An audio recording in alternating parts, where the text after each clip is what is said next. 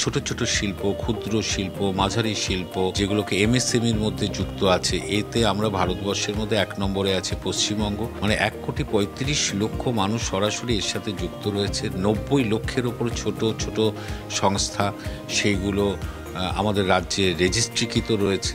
তার মাধ্যমে একটা স্বনির্ভরতা গড়ে উঠছে। প্রায় 1,10,00,000 উপরে মহিলা সরাসরি স্বনির্ভর গোষ্ঠীগুলোর সাথে যুক্ত রয়েছে। স্বনির্ভর গোষ্ঠীকে তাদের স্বনির্ভর হওয়ার জন্য ট্রেনিং দেওয়া, সঙ্গে সঙ্গে তাদের প্রোডাক্ট তৈরি করার জন্য তাদের সহজ শর্তে লোন দেওয়া, প্লাস হচ্ছে তারা যেটা তৈরি করছে তার জন্য বাজার তৈরি করা। পশ্চিমবঙ্গে গাড়ি বিক্রির সংখ্যা কিন্তু জাতীয় গড়ের থেকে বেশি ছিল। তো ছোট ছোট গাড়ি, বিভিন্ন নতুন নতুন ভ্যারিয়েন্টের গাড়ি আসছে, নতুন নতুন মডেলের গাড়ি আসছে। কোনো কর্মসংস্থানের রাস্তা তৈরির যে বিষয়গুলো আপনারা তুলে ধরছে, সেটাও সমাজের ক্ষেত্রে কাজ হচ্ছে।